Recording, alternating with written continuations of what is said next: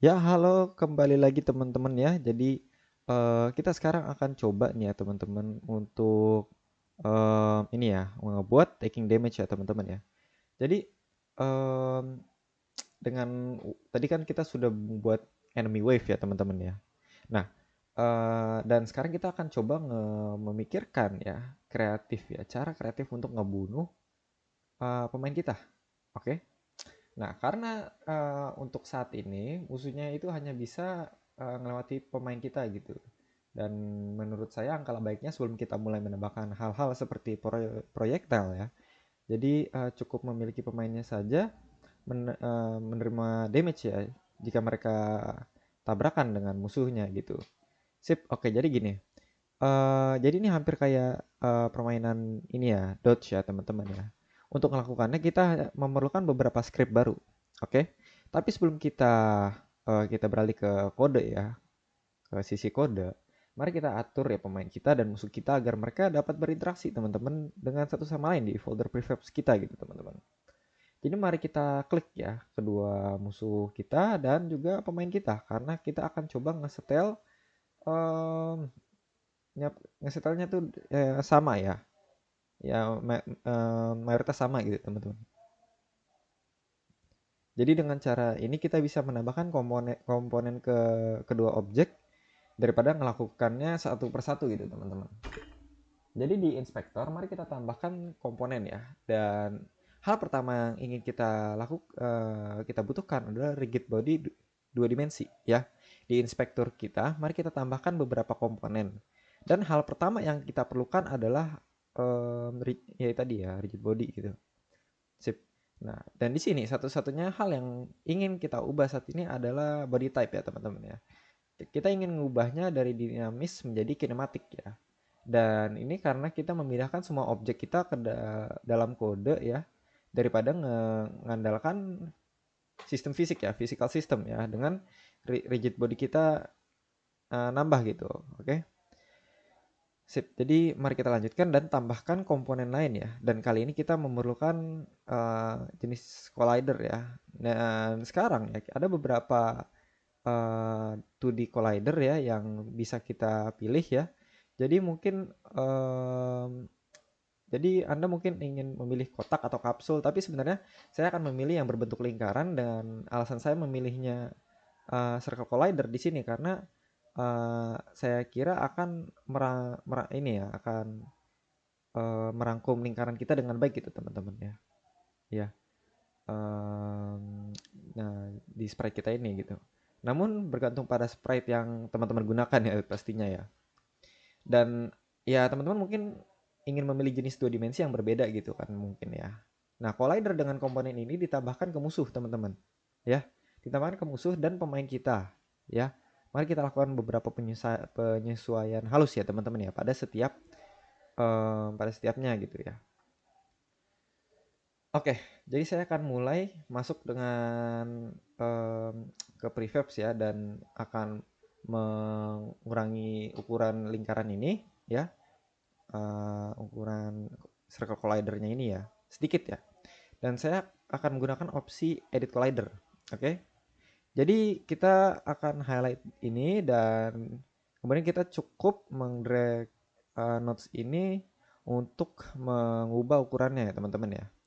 Jadi ini bukan ilmu pasti tapi tidak harus sempurna gitu. Tapi menurut saya akan baik-baik saja ya teman-teman ya. Jadi jika pemain bertabrakan dengan ujung sayap tersebut, tabrakan tersebut tidak akan terdeteksi ya. Tapi ini akan sangat baik jika kita nambahkan pemainnya itu sedikit kelonggaran ya agar pemain itu tidak terasa terlalu tidak adil ya. Oke.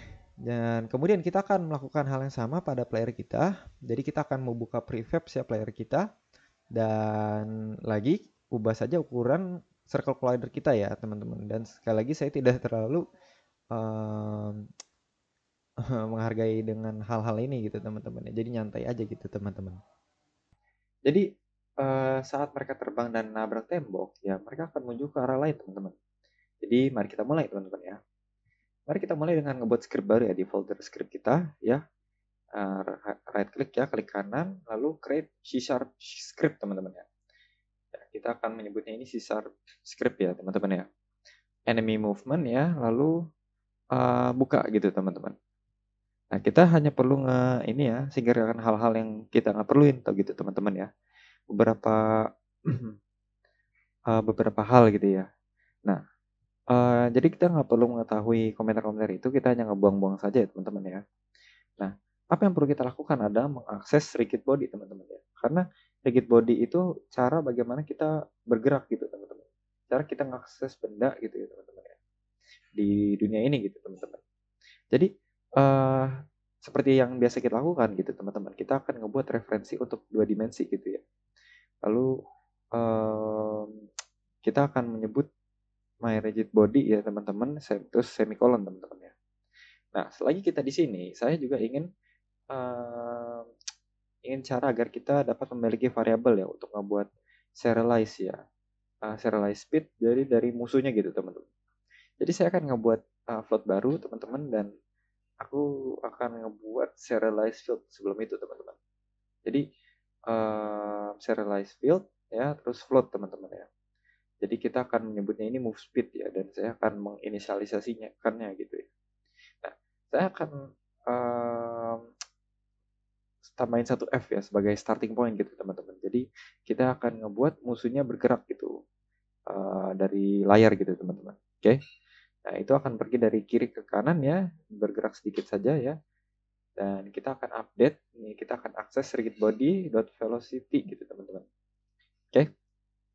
Nah, kita sudah melakukan ini sebelumnya ya dengan player, dan apa yang kita lakukan adalah sama dengan tambahin sedikit micro challenge gitu buat kalian gitu teman-teman di sini gitu.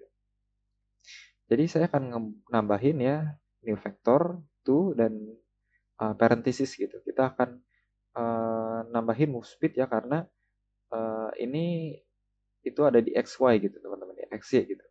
Oke. Jadi XY axis gitu teman-teman, bukan move input ya. Move speed XY gitu, XS, 0 gitu teman-teman. Karena kita nggak ingin ini tuh ngebuat peningkatan atau turunan gitu segala macam gitu teman-teman ya.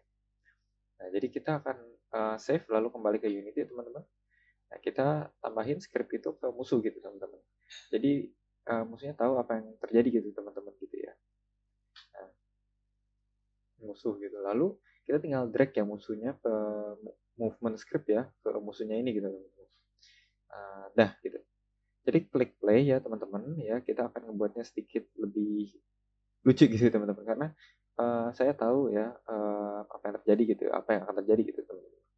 Jadi kita akan taruh musuhnya di sebelah kiri ya, tapi playernya itu sebelah kanan ya. Nah, musuhnya itu akan bergerak dari kiri ke kanan layar gitu teman-teman. Nah, kita salah, ini bukan ya. Kita telah melakukan sesuatu yang salah gitu teman-teman. Ya, maaf gitu. Oke, sip. Jadi tapi kenapa tidak gitu teman-teman ya. Kita akan ngebiarkan ya playernya agak ceroboh gitu teman-teman ya. Sip. Oke. Jadi apa yang kita kekurangan di sini? Kita salah belum nambahin komponen teman-teman. Kita ketinggalan gitu untuk nambahin komponennya ya. Jadi my rigid body itu sama dengan get komponen teman-teman ya. Nah, jadi rigid body itu parenthesis semicolon. Nah, kayak gini teman-teman. Nah, itu step yang kita lewatin gitu teman-teman. Oke. Oke. Jadi kalau teman-teman belum nge-spot ya, nggak apa-apa. Saya nggak nge-spotin juga gitu. Kita bergerak terlalu cepat ya, terlalu banyak velocity gitu teman-teman ya. Nah, kita klik play now gitu teman-teman. Nah, kita akan cek ya, karena apakah hal-hal lucu ini akan terjadi gitu dengan musuhnya bouncing sekitaran layar gitu teman-teman ya. Jadi kita tambahin player ya. Mari kita gerak dikit ya dengan playernya gitu. Oke. Nah, jadi center machine kamera ya, itu akan bergerak dengannya, dan dia akan bergerak, dia akan kayak seakan-akan kayak mari kita turunin kalian di jurang gitu teman-teman ya. Nah, jadi saya juga udah ngeganti nama adegan sampel saya ya menjadi game, dan saya telah ngimpor aset dan sprite gitu yang udah terlampir ya teman-teman ya. nanti akan kita pakai ya sprite-sprite-nya gitu teman-teman. Oke. Jadi kita di sini memiliki gambar latar belakang untuk game tersebut teman-teman ya. Kami juga memiliki gambar tombol yang berbeda gitu ya, dan kita juga memiliki gambar pravisualisasi yang teman-teman lihat gitu di dalam dokumen desain game saya ya di uh, materi ini gitu teman-teman ya. Oke, jadi teman-teman jangan ragu ya untuk ininya ya, untuk nyoba ya, yang ngegambar sendiri gitu. Teman-teman juga bisa dapat menggambar sendiri dan dapat menggunakan gambar yang lain gitu, bisa ya, terserah teman-teman bagaimana ya. Jadi teman-teman bisa ngikutinnya ini tanpa masalah gitu ya. Oke. Nah, sekarang ya teman-teman, sebelum kita ngelanjutin dan nambahkan hal lain ke project kita gitu teman-teman, mari kita bahas apa itu UI ya teman-teman ya, dan bagaimana cara kerja canvas gitu teman-teman. Jadi setiap kali teman-teman ngedengar istilah UI dalam game development gitu teman-teman ya, itu yang dimaksud itu adalah interface dari pengguna gitu ya teman-teman ya. Jadi kayak uh, interface itu ngecakup semuanya gitu, mulai dari kotak teks, tombol, penggeser, menu, ya, minimaps dan lain-lain gitu teman-teman ya, banyak gitu ya. Jadi um, hampir semua hal yang dapat berinteraksi gitu dengan pengguna gitu ya teman-teman. Tapi bukanlah bagian dari dunia game itu sendiri teman-teman ya. Jadi kayak menu gitu segala macam tadi ya. Oke. Nah, di Unity teman-teman ya, elemen UI ya, sebagaimana mereka diketahui berada di sesuatu yang disebut canvas gitu teman-teman ya. Nah, jadi sekarang canvas ini umumnya ada di sesuatu yang disebut screen space ya teman-teman ya, dan mostly itu terpisah dari permainan gitu, dari gamenya teman-teman itu ya. Oke, dari jadi yang ada di ruang world ya, karena di world space ini, karena objek canvas tersebut merupakan objek dalam hierarki teman-teman. Oke. Nah, kita juga dapat memiliki banyak kanvas ya dalam gamenya ini gitu, dan ini akan sangat berguna untuk quiz master ya, untuk quiz kita ini gitu teman-teman, di game ini gitu loh. Karena game ini um, uh, kita akan memisahkan hal-hal seperti quiz itu sendiri dari elemen latar belakangnya gitu teman-teman. Jadi kita dapat membolak-balikan kanvas gitu ya, tanpa harus mengubah semuanya setiap kali kita berganti layar teman-teman. Oke? Jadi kita melompat kembali ya ke Unity ya teman-teman ya, dan mari kita lihat kanvasnya lebih detail gitu teman-teman. Jadi seperti yang saya sebutkan, ini adalah objek dalam hierarki teman-teman. Jadi untuk menambahkannya, kita bisa ke area hierarki gitu teman-teman. Klik kanan, lalu cari UI, lalu klik teman-teman ya. Oke. Nah, sekarang hal yang mungkin teman-teman perhatikan adalah kita memiliki kanvas yang ditambahin teman-teman. Tapi kita juga memiliki events ya teman-teman ya, sistem events yang ditambahkan gitu teman-teman. Nah, sekarang ya ya kita nggak perlu terlalu khawatir ya tentang sistem events ya untuk sekarang gitu ya teman-teman ya, event sistem ini gitu.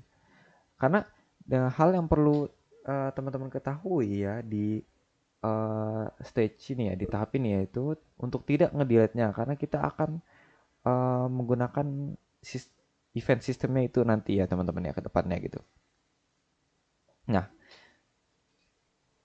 jadi sekarang ya teman-teman, kalau kita ngeklik canvas dan melihat inspektornya ya, hal yang pertama kali teman-teman akan lihat ya di sini ya, uh, adalah maka mereka tuh tidak memiliki komponen transform ya, seperti objek yang lainnya yang mungkin teman-teman sudah ketahui gitu teman-teman ya sejauh ini gitu.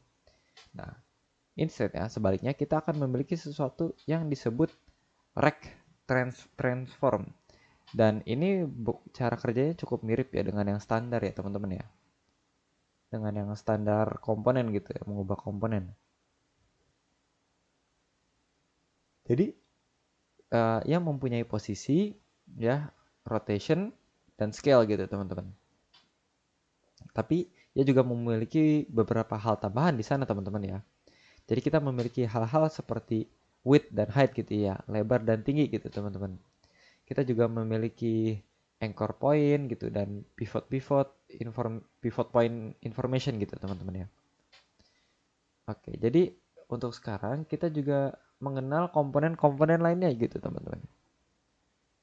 Nah, jadi untuk komponen kanvas itu um, ada scalar canvas dan graphic raycaster gitu teman-teman. Namun untuk saat ini kita akan ngebiarin itu semua ya, dan kita akan melihat hal-hal tersebut ya ketika kita benar-benar ingin melakukannya gitu teman-teman. Nah, jadi kita perlu mengubah ini di masa depan gitu teman-teman, nanti di kedepannya gitu. Nah sekarang ya teman-teman, kita menambahkan ya hanya sebuah kanvas saja ke project kita, ya nggak terlalu ribet lah ya, dan untuk benar-benar dilihat ya kanvas, untuk ngeliat semua kanvasnya itu beraksi gitu ya, kita perlu menambahkan sesuatu tuh ke kanvas itu sendiri gitu teman-teman. Oke, jadi kita akan mulai dengan gambar sederhana, dan tiap kali kita menambahkan sesuatu ke UI itu harus berupa kanvas itu sendiri gitu teman-teman ya. Dan jika jadi kita melanjutkannya dan klik kanan ya pada kanvas ya, di area hierarki ya, hierarki general ya, terus pergi ke UI lalu klik gambar, klik on image gitu teman-teman ya. Nah kita akan nambahkan gambar ke kanvas kita teman-teman. Oke. Nah kalau teman-teman lihat lebih dekat gitu teman-teman ya, kita nggak dapat melihat apapun ya dalam tampilan di kamera kita di sini gitu. Tapi jika kalau kita mengubahnya teman-teman ya ke game view ya, lalu lihat ya teman-teman ya. Ini kita mempunyai sprite kita yang bagus gitu teman-teman ya. Nah, jadi ngapa itu tidak muncul di tampilan kita yang sama gitu teman-teman ya, sprite-nya gitu ya. Nah, jika kita balik ke tampilan sama, ini tampilan kamera gitu teman-teman ya. Jadi ini akan melihat world space ya dalam game kita gitu teman-teman. Tapi seperti apa yang saya sebutkan ya sebelumnya ya, kanvas itu ada di ruang layar gitu, yang Anda mungkin bisa ngelakuinnya ya, lihat garis putih seperti ini ya di tepinya kayak gini gitu teman-teman. Dan itulah sudut kanvas kita gitu teman-teman.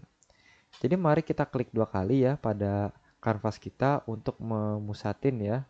Dan teman-teman akan melihat ya kita ngeperbesar dan memperkecil teman-teman ya. Di pojok kiri bawah, teman-teman mungkin masih bisa ngeliat ya tampilan kameranya yang berada gitu, di mana beradanya gitu. Kita juga bisa ngeliat bahwa sprite kita ini telah muncul di tengah-tengah area kanvas kita gitu teman-teman ya. Namun meskipun kanvasnya itu jauh lebih besar ya dalam tampilan adegan, dalam tampilan game ya semuanya itu nyatu gitu teman-teman ya. Oke. Ya, dengan world space ya di belakang kamera dan kemudian ruang layar ya di uh, taruh di atas gini teman-teman ya. Dan untuk mendemonstrasikannya lebih sedikit lebih baik ya teman-teman ya. Mari kita lanjutin dan nambahkan sprite dari objek 2D kita gitu teman-teman. Ya, jadi kita akan nambahin circle ya. Nah, kita udah nambahin circle agar kita dapat ngebedain ya teman-teman ya.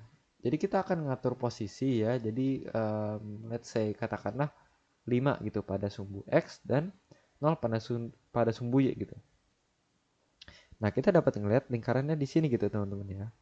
Lalu jika kita ngeklik gambar pada kanvas tersebut, maka kita dapat ngeliat perbedaan posisinya teman-teman ya. Oke, posisi di sini itu 0 ya teman-teman ya. Tapi jika sumbu X itu kita ubah menjadi 5 gitu, jadi sama dengan lingkaran gitu ya. Kita perlu ngeperhatiin uh, bahwasannya tuh kotak ya. Kotak itu bergerak sedikit banget gitu teman-teman ya. Nah, oke, sip. Untuk materi ini sampai sini saja. Terima kasih teman-teman yang sudah mendengarkan.